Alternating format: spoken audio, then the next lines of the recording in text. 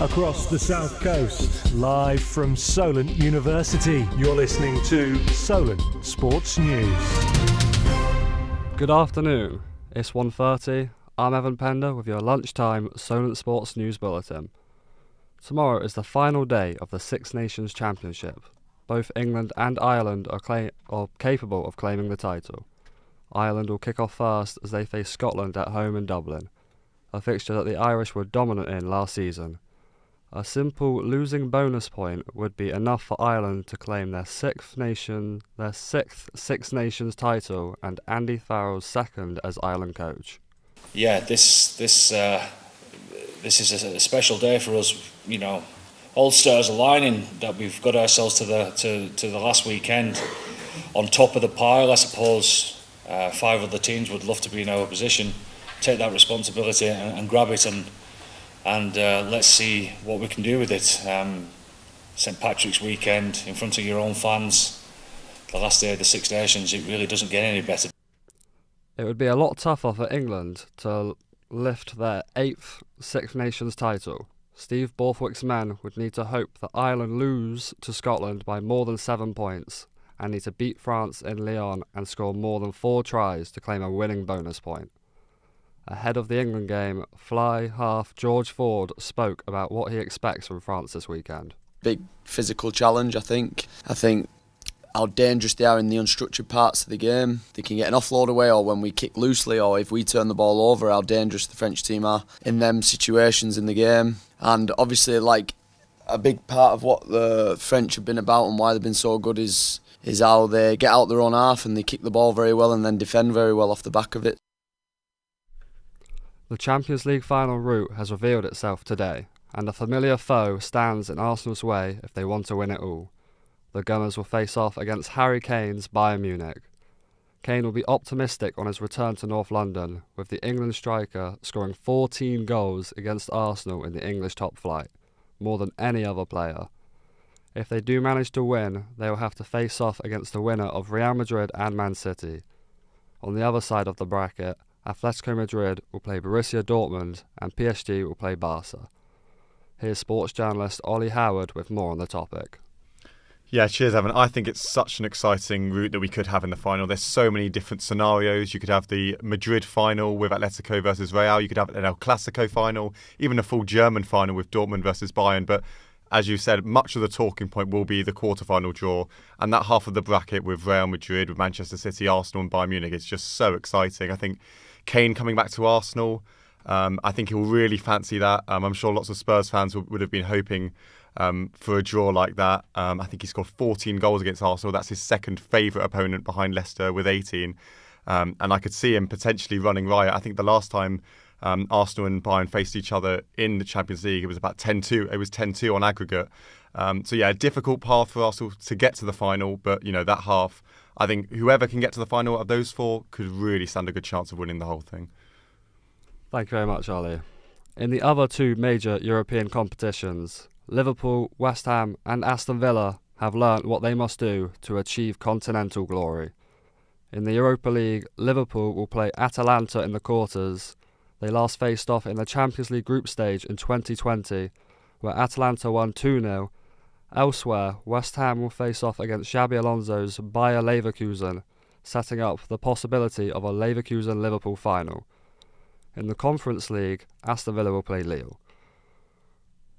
In the oldest cup competition returns this weekend, with the quarter-final stage starting Saturday lunchtime with Coventry facing off against Wolves.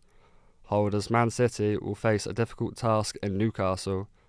The matchup between Leicester and Chelsea is a rematch of the 2021 FA Cup final, which saw the Foxes win 1-0.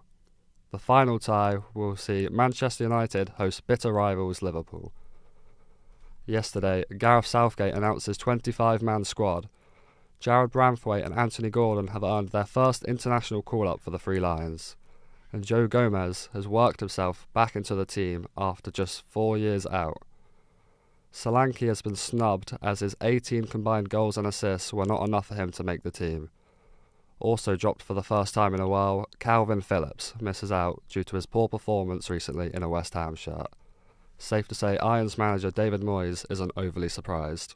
Well, I can't speak about Calvin Phillips and how he feels about the England situation. All I can say is I've said plenty about Calvin Phillips, and we hope that he's going to work really hard, and he is working very hard. And if he plays well, then he'll get selected. I've got no doubt about that. Whilst it's easy to get carried away in the glamour of European and international football, local football is the beating heart of the game, with many Hampshire-based sides playing this weekend. Local football correspondent Baxter Wilson has more. Well, yeah, thanks for having me. The Vanarama National League. A win for Eastleigh could see them move to the same amount of points as Rochdale, but they will still be just behind them on goal difference. Over to the Southern League South Division, where AFC Tottenham will take on Chesham in a first v fourth battle away at Chesham. The Generals have run away with the league, but this game is still massive for Tottenham as they are fighting for playoffs, with Merthyr Town only 1 point behind them. Last but not least, Winchester will take on Poole at home in a mid-table battle, with Winchester just 2 points in front of Poole. These teams have tried to play each other four times, but the games have been either cancelled or rescheduled. Because of this, both teams have a couple of games in hand, so the winner of this tie could really be pushing for a late playoff push. Thank you very much, Baxter. The Cheltenham Gold Cup comes to an end today as the big race marks its 100th year anniversary. Galopin de Champs is bid to defend the cup.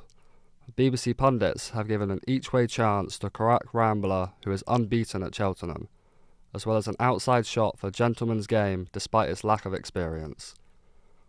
Carlos Alcaraz's Indian Wells quarter-final was halted after a swarm of bees invaded the court. Play was stopped in the third game, halted for just under 2 hours, and resumed after a beekeeper had to vacuum the swarm off the cameras.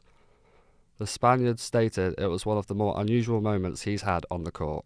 Tried to stay away from them, but it was impossible. As I said, stuck in my head. I'm a little bit afraid of them, so I had to stay safe. And I was running everywhere, not thinking about the bees anymore. Alcaraz beat Vavev in straight sets 6-3 and 6-1, setting up a tie with the Italian Yannick Sinner. Formula E returns to the streets of Sao Paulo this weekend, with front-runner Nick Cassidy looking to extend his lead in the championship.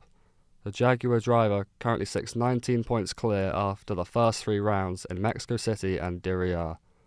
Jaguar also lead the way in the Constructors' Championships, 29 points clear of second place DS Penske. All the action is set to take place 5 p.m. Saturday the 15th. That's all from us for now. I'll be back at 3:30 with more. Thank you very much.